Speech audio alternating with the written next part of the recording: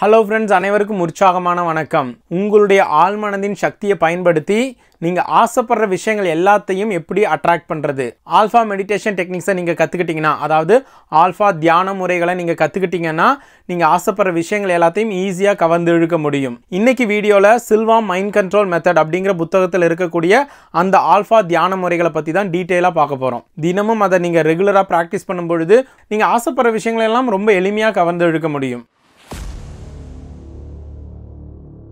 நம்மளுடைய மூளை கிட்டத்தட்ட இந்த 4 ஸ்டேட்டில் தான் இருக்கும்.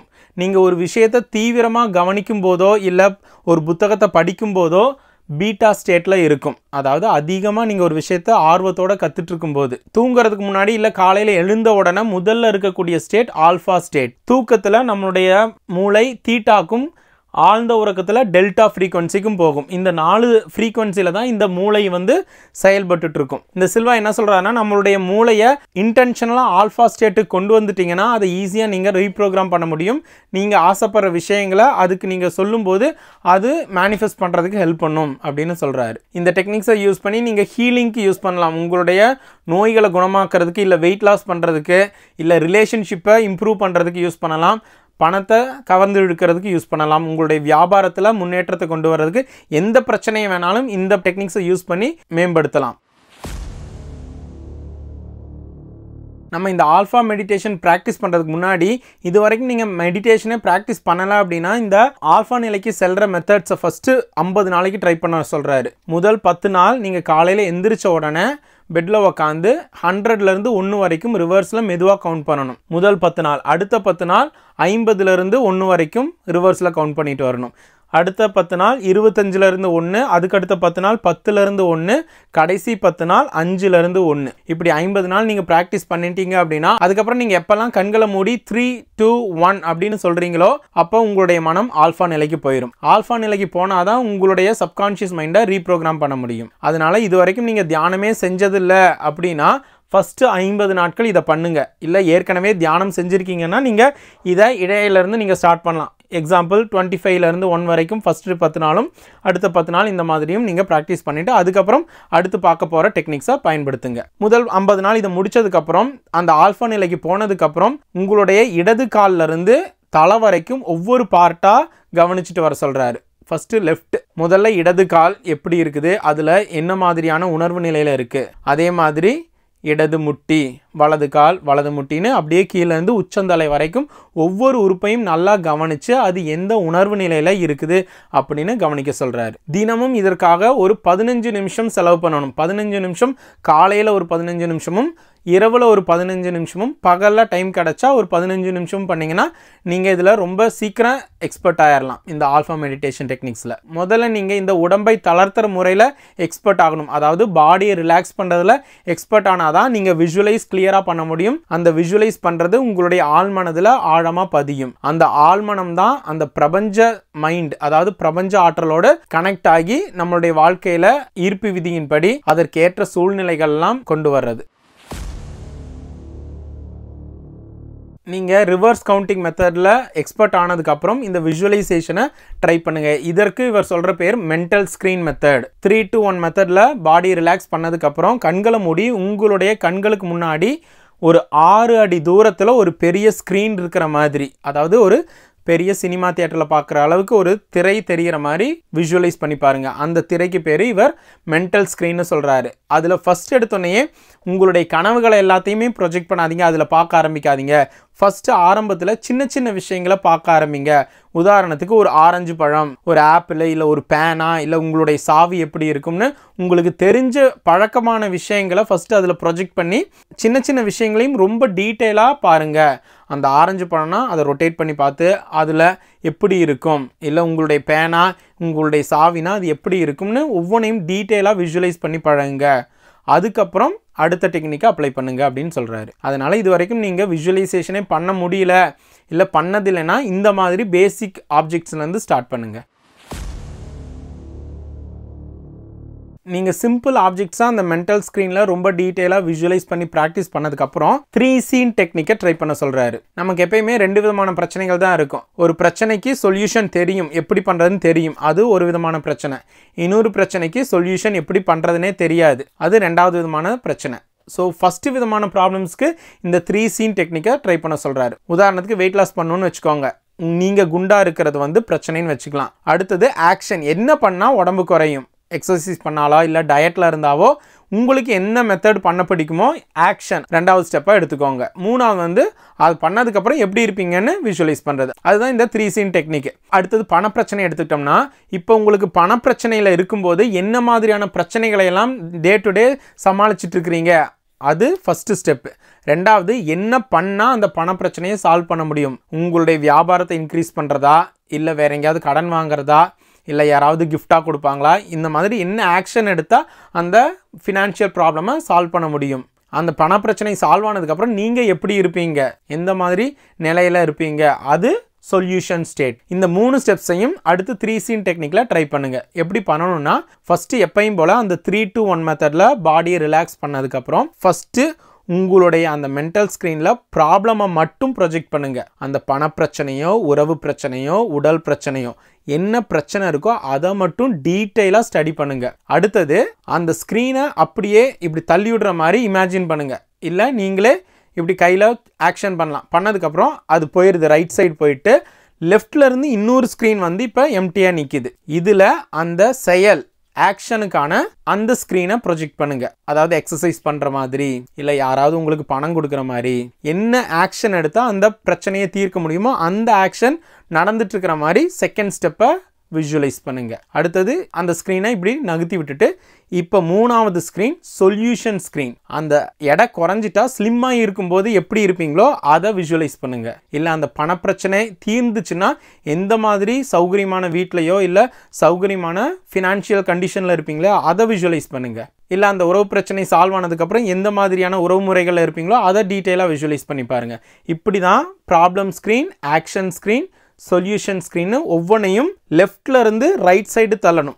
குறிப்பாக இவர் இதைத்தான் சொல்கிறாரு, லெஃப்ட் டு ரைட் தான் டைம் ஃப்ரேம். உங்களுடைய ஃபியூச்சர் வந்து லெஃப்டில் இருக்கும், பாஸ்ட் எல்லாம் ரைட் சைடு. இப்படி தான் மூளை டிசைன் பண்ணியிருக்குன்னு அவர் புத்தகத்தில் சொல்கிறாரு. அதனால் லெஃப்டில் இருந்து ரைட் அந்த 3 சீனையும் தள்ளி விட்டுட்டு இந்த 3 scene டெக்னிக்கை ரெகுலராக ப்ராக்டிஸ் பண்ணுங்கள்.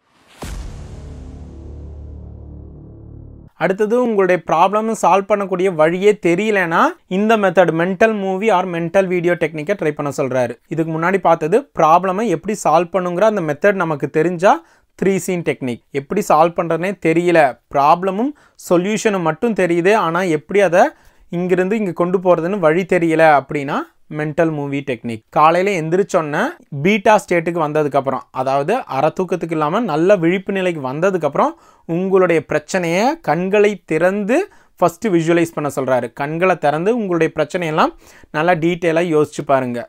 எந்தெந்த மாதிரி பிரச்சனையை ஃபேஸ் பண்ணிட்டு இருக்கீங்க, அதாவது ஒரே ஒரு அந்த தீர்க்க வேண்டிய பிரச்சனையை எடுத்துக்கணும். அடுத்தது அதுக்கப்புறம் கண்களை மூடி பாடியெல்லாம் ரிலாக்ஸ் பண்ணாமல் அதே பீட்டா ஸ்டேட்லேயே மறுபடியும் ஒரு டைம் விஷுவலைஸ் பண்ணி பாருங்கள் அந்த ப்ராப்ளம் சீனை. அதுக்கப்புறம் வழக்கம் போல் அந்த நாளில் என்னென்னலாம் பண்ணுவீங்களோ, வேலைக்கு போகிறதா வேலைக்கு போயிட்டு என்னென்னலாம் பண்ணுவீங்களோ பண்ணிவிட்டு அன்னைக்கு நைட்டு தூங்குறதுக்கு முன்னாடி மறுபடியும் 3 to 1 மெத்தடில் உடலை தளர்த்திட்டு ஆல்ஃபா ஸ்டேட்டுக்கு போயிட்டு அந்த தீர்க்க வேண்டிய பிரச்சனையை மறுபடியும் டீட்டெயிலாக கண்களை மூடி ஆல்ஃபா ஸ்டேட்டில் விஷுவலைஸ் பண்ணி பாருங்கள். ஒரு மென்டல் மூவி மாதிரி ஓட்டி பாருங்கள். அதுக்கப்புறம் அந்த மென்டல் மூவியை எய்தர் கடவுளுக்கு போஸ்ட் அனுப்புகிற மாதிரி, இல்லை மெயில் அனுப்புகிற மாதிரி, இல்லை ஒரு பென் ட்ரைவில் அல்லது சிடியில் காப்பி பண்ணி தூக்கி போடுற மாதிரி, அங்கே இருந்து ஒரு ஏஞ்சல் எடுத்துக்கிற மாதிரி ஏதோ ஒரு உங்களுடைய கற்பனை திறனை யூஸ் பண்ணி அந்த பிரச்சனை அந்த மூவியை கடவுளுக்கு அனுப்பிட்ட மாதிரி கற்பனை பண்ண சொல்கிறாரு. இதில் எந்த மெத்தட் உங்களுக்கு சௌகரியமாக இருக்கோ அதை பயன்படுத்தலாம். ஸோ ஃபஸ்ட்டு ஸ்டெப் வந்து நைட்டு தூங்குறதுக்கு முன்னாடி உங்களுடைய ப்ராப்ளம் சீனை கடவுளுக்கு அனுப்பிட்டீங்க அந்த மூவியை. அதுக்கப்புறம் மறுபடியும் கண்களை மூடி அந்த ப்ராப்ளம் தீர்ந்ததுக்கப்புறம் எப்படியெல்லாம் சந்தோஷமான மனநிலையில் இருப்பீங்களோ அதை ரெண்டாவது மூவியாக ஓட்டி பாருங்கள். அந்த ஃபஸ்ட்டு ப்ராப்ளம் சால்வ் ஆனதுக்கப்புறம் எப்படியெல்லாம் இருக்குமோ, உங்கள் வாழ்க்கை எப்படியெல்லாம் மாறுமோ அந்த டீட்டெயிலாக ஓட்டி பார்த்ததுக்கப்புறம் அதை மறுபடியும் இன்னொரு பென்ட்ரைவில் காப்பி பண்ணி அதை கடவுளுக்கு அல்லது பிரபஞ்சத்துக்கு அனுப்புகிற மாதிரி, எய்தர் தூக்கி போடுற மாதிரி, இல்லை அது காற்றுல பறந்து போகிற மாதிரி, இல்லை போஸ்ட் பண்ணுற மாதிரி, எப்படி நீங்கள் அந்த பிரபஞ்சத்துக்கு அனுப்பணும்னு நினைக்கிறீங்களோ அப்படி டீட்டெயிலாக விஷுவலைஸ் பண்ணி கம்ப்ளீட்டாக சரண்டர் சரண்டர் பண்ணிருங்க பிரபஞ்சத்துக்கிட்ட அல்லது கடவுள்கிட்ட. அதுக்கப்புறம் நல்லா கண்கள் மூடி தூங்கினதுக்கப்புறம் அடுத்து 3 நாள் உங்களுடைய வாழ்க்கையில் நடக்கக்கூடிய விஷயங்களை உன்னிப்பாக கவனித்து பாருங்க. கண்டிப்பாக அந்த பிரபஞ்ச பேரறிவு உங்களுக்கு அதற்கான வழிகளை காட்டியே தீரும்னு இவர் உறுதியாக சொல்கிறாரு. அதனால இந்த மென்டல் மூவி டெக்னிக்கை காலையிலையும் நைட்டும் பண்ணதுக்கப்புறம் அதுக்கு அடுத்து வர்ற 3 நாள் ரொம்ப முக்கியமான நாட்கள். ரொம்ப விழிப்புணர்வோட உங்களுடைய வாழ்க்கையில் நடக்கக்கூடிய விஷயங்களையும் இல்லை பிரபஞ்சம் தரக்கூடிய அறிகுறிகளையும் கவனமாக இருங்க. அப்படி 3 நாளில் உங்களுக்கு எந்த அறிகுறியும் தெரியலைனாலோ அல்லது சொல்யூஷன் கிடைக்கலைனாலோ 3 நாளுக்கு அப்புறம் இதே டெக்னிக்கை மறுபடியும் ட்ரை பண்ணுங்க. அதுக்கு அடுத்த 3 நாளில் கண்டிப்பாக தெரியும். பிரபஞ்சம் உங்களோட கம்யூனிகேட் பண்ணுறதுனா இந்த நம்பர்ஸ் மூலமாக இல்லை, இவர் சொல்கிறது கிளியராக அந்த பிரச்சனைக்கான சொல்யூஷன் உங்களுடைய வாழ்க்கையில் வந்தே தீரும் அப்படின்னு சொல்கிறாரு. அது எப்படி வரும்னா உங்களுடைய கனவுல வரலாம், இல்லை மனிதர்கள் மூலமாக வரலாம். இவருக்கு ஒரு சமயம் பண தேவை இருக்கும்போது இந்த மெத்தடை ட்ரை பண்ணுறாரு. கனவுல 343347 ஒரு நம்பர் வருது. என்ன நம்பர்னு இவருக்கு புரியலை. அதுக்கு அடுத்த நாள் இவரோட ஃப்ரெண்டோட சேர்ந்து ரொம்ப தூரம் ட்ராவல் பண்ணி போகும்போது ஒரு கடையில் நிறுத்திட்டு அவர் ஃப்ரெண்டு ஏதோ வாங்க போகிறாரு. அப்போ இவருடைய கண்ணு முன்னாடி ஒரு லாட்ரி டிக்கெட்டில் இந்த நம்பர் கண்ணில் தெரியுது. அப்போ அந்த லாட்ரி டிக்கெட்டை வாங்குறாரு. அந்த காலத்தில் ஒரு $10,000 இவருக்கு பைசா விழுது. அவருடைய பண தேவை சால்வ் ஆகுது. அதனால உங்களுடைய பிரச்சனைக்கான வழி ரொம்ப கிளியராக தெரியும். பிரபஞ்சம் உங்களோட டைரெக்டாக கம்யூனிகேட் பண்ணுறதை ஃபீல் பண்ணுவீங்க. அந்த வைப்ரேஷன்லாம் அந்த உணர்வு நிலையில் நீங்கள் உங்களால் உணர முடியும். அதனால் உங்களுக்கு வழி தெரிஞ்ச பிரச்சனைகளுக்கு 3 சீன்ஸ் டெக்னிக்கையும், வழி தெரியாத பிரச்சனைகளுக்கு மென்டல் மூவி டெக்னிக்கையும் ட்ரை பண்ணுங்கள். அடுத்தது 3 ஃபிங்கர் டெக்னிக். உங்களுடைய ஞாபக சக்தியை அதிகப்படுத்தணும், இல்லை ஒரு குறிப்பிட்ட ப்ரெசன்டேஷன் பண்ணணும், இல்லை ஒரு 100 பேர் முன்னாடி எதை பற்றியாவது டிஸ்கஸ் பண்ணணும், போல்டாக டிஸ்கஸ் பண்ணணும்னா இந்த 3 ஃபிங்கர் டெக்னிக்கை ட்ரை பண்ண சொல்கிறாரு. இந்த மாதிரி 3 விரல்களோட நுனியையும் ஜாயின் பண்ணி வச்சுக்க சொல்கிறாரு. இப்படி ஜாயின் பண்ணிவிட்டு முதல் 1 வாரம் நைட்டு தூங்குறதுக்கு முன்னாடி இந்த 3 ஃபிங்கர்ஸை இப்படி ஹோல்ட் பண்ணிட்டு எனக்கு தேவையானது எல்லாம் என்னுடைய மூளை ஞாபகத்தில் வைத்து கொள்ளும் அப்படின்னு ரிப்பீட் பண்ண சொல்றாரு ஒரு 10 டைம். 1 வாரம் இப்படி பண்ணதுக்கப்புறம் நீங்கள் எப்பெல்லாம் அந்த ப்ரெசன்டேஷன் கொடுக்குறீங்க இல்லை ஏதாவது ஒரு விஷயத்த ஞாபகம் வச்சுக்கிறதுக்காக படிக்கிறீங்களோ அப்போ இப்படி வச்சுட்டு படிக்க சொல்கிறாரு. இது உங்களுடைய ஞாபக சக்தி அதிகமாக்கிறதுக்கும் கம்யூனிகேஷன் பவரை பெட்டர் ஆக்கிறதுக்கும் ஹெல்ப்ஃபுல்லாக இருக்கும். நீங்கள் உங்களுடைய ஆஃபீஸில் உங்களுடைய ஹையர் அத்தாரிட்டி பேசுகிறீங்க, இல்லை கஸ்டமர்கிட்ட கிளையண்ட்ஸ் கிட்ட டிஸ்கஸ் பண்ணுறீங்கன்னா ரொம்ப போல்டாக இந்த 3 ஃபிங்கர் டெக்னிக்கை யூஸ் பண்ணி எஃபெக்டிவாக பேச முடியும். அடுத்தது ட்ரீம் கண்ட்ரோல் டெக்னிக். நிறைய பேருக்கு முன்னாடி நடக்கக்கூடிய விஷயங்கள் இந்த கனவின் மூலமா வெளிப்படுத்தப்பட்டிருக்கு. அதனால உங்களுடைய வாழ்க்கையில நடக்கக்கூடிய விஷயங்களை கனவின் மூலமா தெரிஞ்சுக்கலாம் அப்படின்னு இவரும் சொல்றாரு. நிறைய பேர் சொல்றாங்க நான் தூங்கும்போது எனக்கு கனவே வர்றதில்லைன்னு. ஆனால் இவர் சொல்கிறாரு நம்ம எல்லாருமே தினமும் கனவு கண்டுட்டு தான் இருக்கோம், ஆனால் தூங்கி எந்திரிச்சதுக்கப்புறம் அது ஞாபகத்தில் தான் இருக்கிறது இல்லை. அதனால டெய்லியும் நம்ம ஏதோ ஒரு விதத்தில் கனவு கண்டுகிட்டே தான் இருக்கும். இந்த ட்ரீம் கண்ட்ரோல் டெக்னிக்கை எப்படி ப்ராக்டிஸ் பண்ணணும்னா நைட்டு தூங்குறதுக்கு முன்னாடி அந்த ஆல்ஃபா ஸ்டேட்டுக்கு போனதுக்கப்புறம், அதாவது 3-2-1 மெத்தடில் பாடியை ரிலாக்ஸ் பண்ணதுக்கப்புறம் என்னால் கனவுகளை ஞாபகம் வைத்து கொள்ள முடியும் அப்படின்னு திரும்ப திரும்ப தூக்கம் வர்ற வரைக்கும் சொல்லிகிட்டே அதே உணர்வு நிலையில் தூங்குங்க. நைட்டு தூங்கிட்டு இருக்கும்போது நடுராத்திரில் விழிக்கிறீங்க அப்படின்னா ஏதாவது அந்த கனவு பற்றி ஞாபகம் வந்துச்சுன்னா பக்கத்தில் ஒரு டைரி வச்சுட்டு அதில் எழுதி வச்சுட்டு தூங்கிடுங்க. இல்லை காலையில் எந்திரிச்சோன்னே ஏதாவது ஒரு ஞாபகம் வருது, கனவில் என்ன நடந்துச்சுன்னு ஞாபகம் வருதுன்னா அதை நீங்கள் எழுதி வச்சுருங்க. இதே மாதிரி 1 வாரம் முழுவதும் உங்களுடைய கனவுகளை எல்லாம் எழுதுனதுக்கப்புறம் அதுக்குள்ளே ஏதாவது ஒரு கனெக்ஷன் இருக்குதான்னு அனலைஸ் பண்ணி பாருங்கள். கண்டிப்பாக உங்களுடைய வாழ்க்கையில் நடக்கக்கூடிய பிரச்சனைகளுக்கு அதற்கான தீர்வுகள் அந்த கனவுகளை கிடைக்கிறதுக்கு நிறைய வாய்ப்புகள் இருக்குது. அதே மாதிரி வாட்டர் டெக்னிக்கும் நீங்கள் ட்ரை பண்ணலாம். போன வீடியோலையும் நீரின் மகத்துவத்தை பற்றி டிஸ்கஸ் பண்ணோம். நைட்டு தூங்குறதுக்கு முன்னாடி 1 டம்ளர் ஃபுல்லாக தண்ணி எடுத்துக்கிட்டு என்னுடைய பிரச்சனைகளை தீர்ப்பதற்கு இந்த நீர் போதுமானது அப்படின்னு ஒரு 4-5 டைம் சொல்லிட்டு நல்லா உணர்வு பூர்வமாக சொல்லிட்டு ஒரு 1/2 டம்ளர் தண்ணியை மட்டும் குடிச்சிருங்க. குடிச்சிட்டு மீதி தண்ணியை அப்படியே பக்கத்தில் இருக்கிற டேபிளில் வச்சு மூடி வச்சுருங்க. காலையில் எந்திரிச்சதுக்கப்புறம் மறுபடியும் அந்த ரிமைனிங் வாட்டரை எடுத்து மறுபடியும் அதே மாதிரியான வார்த்தைகள் என்னுடைய பிரச்சனையை தீர்ப்பதற்கு இந்த நீர் போதுமானது அப்படின்னு சொல்லிட்டு அந்த நீரையும் குடிச்சிருங்க. இந்த வாட்டர் டெக்னிக்கை 2-3 நாள் தொடர்ந்து பண்ணும்பொழுது உங்களுடைய பிரச்சனைக்கான சொல்யூஷன் கண்டிப்பாக உங்களுக்கு கிடைக்கும். இந்த மைண்ட் கண்ட்ரோல் டெக்னிக்ஸை உருவாக்குனவர் பெயர் ஹொசே சில்வா. இவர் 1914 பிறக்கிறாரு. 4 வயசாக இருக்கும்போது அவங்க அப்பா இறந்துடுறாரு. கொஞ்ச நாள்லேயே அவங்க அம்மா இன்னொரு கல்யாணம் பண்ணிட்டு போயிடுறாங்க. இவருக்கு ஒரு அக்காவும் ஒரு தம்பியும் இருக்கிறாங்க. இவங்க 3 பேரும் தன்னுடைய பாட்டியோட வீட்டில் தான் வளர்றாங்க. கொஞ்சம் வருடங்கள்லேயே இவர் தான் அக்காவுக்கும் தம்பிக்கும் சோறு போடுற நிலைமைக்கு தள்ளப்படுறாரு. 7-8 வயசாக இருக்கும்போது நியூஸ் பேப்பர் விற்கிறது, ஷூ பாலிஷ் போடுறது, இந்த மாதிரி சின்ன சின்ன வேலைகளை செஞ்சு அக்காவையும் தம்பியும் பார்த்துக்கிறாரு. 15 வயசாக இருக்கும்போது இவர் ஒருத்தர்கிட்ட இருந்து ரேடியோ ரிப்பேர் பண்ணுற தொழிலை கற்றுக்கிறாரு. அடுத்த 10 வருஷம் அந்த தொழிலை மிக வேகமாக முன்னேறாரு. அதுக்கப்புறம் இவருக்கு திருமணமும் நடக்குது. இவருக்கு பிறக்குது ஒரு 10 குழந்தைகள். அந்த 10 குழந்தைகளும் ஸ்கூல் படிக்கும்போது ரொம்ப மோசமாக படிப்பில் இருக்கிறாங்க. F கிரேட், அதாவது எல்லா சப்ஜெக்ட்ஸ்லையும் கிட்டத்தட்ட ஃபெயில் ஆகிற மாதிரி தான் எல்லாம் படிச்சுட்டு இருக்கிறாங்க. இவருக்கு ஒரு சமயம் ஒரு சைக்காட்ரிஸ்ட் டாக்டருடைய தொடர்பு கிடைக்குது. அதாவது மனோ தத்துவ நிபுணர்கிட்ட பழக்கம் ஏற்படுது. அவற்றிருந்து இந்த ஹிப்னாசிஸ் பற்றியெல்லாம் தெரிஞ்சுக்கிறாரு. அப்போ தெரிஞ்சுக்கிறாரு இந்த மூளைங்கிறது கண்டினியூஸாக எலக்ட்ரிக்கல் சிக்னல்ஸை அனுப்பிட்டே இருக்குது. அதுக்கப்புறம் இவருக்கு தெரிஞ்ச இந்த ரேடியோ ரிப்பேர் பண்ணுற தொழிலையும் ஹிப்னாசிஸ் இதை ரெண்டையும் கம்பைன் பண்ணி தன்னுடைய குழந்தைகளுடைய படிப்பை இம்ப்ரூவ் பண்ண முடியுமான்னு ஏதோ ஒரு சில முயற்சிகள்லாம் மேற்கொள்கிறாரு. அப்படி ட்ரை பண்ணும்போது தன்னுடைய குழந்தைகளுக்கு இந்த டெக்னிக்ஸை ஃபஸ்ட்டு அப்ளை பண்ணுறாரு. அவர் சொல்கிற முறை ஆல்ஃபா தியான முறை. அவருடைய குழந்தைகளை எல்லாம் ஒரு பர்டிகுலர் பிரெயின் ஃப்ரீக்வன்சிக்கு கொண்டு போயிட்டு அந்த பாடங்களை எல்லாம் இவர் ஃபீட் பண்ணுறாரு. ஜஸ்ட்டு அந்த பாடங்களை எல்லாம் ரீட் பண்ணுறாரு, அவங்கள ஹிப்னோடைஸ் பண்ணிட்டு. அதுக்கப்புறம் அவருடைய ரிசல்ட்ஸ் எல்லாம் நல்லா இம்ப்ரூவ் ஆகுது. அதுக்கு பேர் ESPன்னு சொல்கிறாங்க, எக்ஸ்ட்ரா சென்சரி பெர்செப்ஷன். இன்றைய காலகட்டத்தில் பல நாடுகள் இந்த ESP டெக்னிக்ஸை இந்த மிலிட்ரியில் பயன்படுத்திட்டு இருக்காங்க. அதில் ஒரு டெக்னிக் ரிமோட் சென்சிங்னு சொல்லுவாங்க. இங்கே இருந்துக்கிட்டே இன்னொருடைய நாட்டை உளவு பார்க்கறது மைண்ட் பவர் மூலமாக. இந்த மாதிரி ESPன்னு சொல்லக்கூடிய அதீத மூளைத்திறனை தன்னுடைய பிள்ளைகளுக்கு ட்ரைனிங் மூலமாக கொண்டு வராரு. இதுக்கப்புறம் ஒரு ஃபேமஸ் டாக்டருக்கு ஒரு லெட்டர் எழுதுறாரு. ESPயை குழந்தைகளுக்கு நம்ம ட்ரைனிங் மூலமாக கொண்டு வர முடியும். அது வரைக்கும் ESPங்கிறது குழந்தைகளுக்கு நேச்சுரலாக இன்பானாக இருக்கக்கூடிய ஒரு விஷயம், ஒரு திறமை அப்படின்னு நினச்சிட்டு இருந்தாங்க. ஆனால் இவர் இப்படி சொல்லும்போது அந்த ஃபேமஸ் டாக்டர் மறுத்து சொல்கிறாரு, இது கண்டிப்பாக வாய்ப்பே இல்லை, இதை ட்ரெயின் பண்ணவே முடியாது அப்படின்னு சொல்லும்போது இவர் அதை ஒரு சவாலாக எடுத்துக்கிறாரு. தன்னுடைய ஏரியாவில் இருக்கக்கூடிய ஒரு 39 குழந்தைகளுக்கு வாலண்டியராக இந்த ட்ரைனிங்கை கொடுக்குறாரு. சில்வா மைண்ட் கண்ட்ரோல் மெத்தட்ஸை ட்ரெயின் பண்ணுறாரு. அவங்களுடைய கிரேட்ஸும் அந்த படிப்பில் அவங்களுடைய மார்க்ஸும் இம்ப்ரூவ் ஆகிறத பார்த்துட்டு அந்த டாக்டர் ஒத்துக்கிறாரு.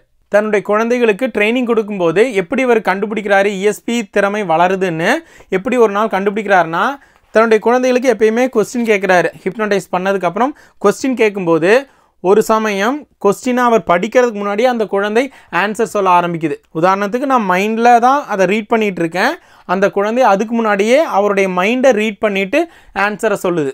அப்போ தான் அவருக்கு புரியுது இந்த மைண்ட் கண்ட்ரோல் மெத்தட் இவங்களுக்கு வேலை செய்ய ஆரம்பிக்குது அப்படின்னு. ட்ரைனிங் மூலமா ஒரு குழந்தைக்கு நம்மளால் ESP திறனை அதிகரிக்க செய்ய முடியும்னு அவரும் ஏற்றுக்கொள்கிறாரு. அதனால் இந்த மெத்தட்ஸ் எல்லாமே சயின்டிஃபிக்காக ப்ரூவ் பண்ண மெத்தட்ஸ். ஃபஸ்ட்டு இது வரைக்கும் நீங்கள் மெடிடேஷனை ப்ராக்டிஸ் பண்ணதில்லை அப்படின்னா அந்த முதல்ல சொன்ன மாதிரி கவுண்டிங் மெத்தடில் அந்த ஆல்ஃபா ஸ்டேட்டுக்கு கொண்டு போங்க. அதே மாதிரி இது வரைக்கும் நீங்கள் விஷுவலைசேஷனே பண்ணதில்லை அப்படின்னா சின்ன சின்ன ஆப்ஜெக்ட்ஸை ஃபஸ்ட்டு விஷுவலைஸ் பண்ணுங்கள். அதுக்கப்புறம் 3 சீன் டெக்னிக்கோ அல்லது மென்டல் மூவி டெக்னிக்லையோ உங்களுடைய பிரச்சனைக்கான தீர்வுகளை நீங்கள் கண்டுபிடிக்கலாம். அதே மாதிரி கனவுகள் மூலமாகவோ நீரின் மகத்துவத்தை பயன்படுத்தியோ நீங்கள் ஆசைப்படுற விஷயங்கள் எல்லாத்தையும் உங்களால் மேனிஃபெஸ்ட் பண்ண முடியும். இந்த சில்வா மைண்ட் கண்ட்ரோல் புத்தகத்தில் இருக்கக்கூடிய இந்த டெக்னிக்ஸ் எல்லாம் உங்களுக்கு உதவிகரமாக இருக்கும்னு நான் நம்புகிறேன். இந்த வீடியோ உங்களுக்கு யூஸ்ஃபுல்லாக இருந்தால் like or comment or share பண்ணுங்கள். இது வரைக்கும் நம்ம சேனலை சப்ஸ்கிரைப் பண்ணலைன்னா சப்ஸ்கிரைப் பண்ணிடுங்க. இன்னொரு அமேசிங் வீடியோவில் உங்களை சந்திக்கிறேன். அது வரைக்கும் be healthy, be wealthy. I am your spiritual friend Praveen. நன்றி.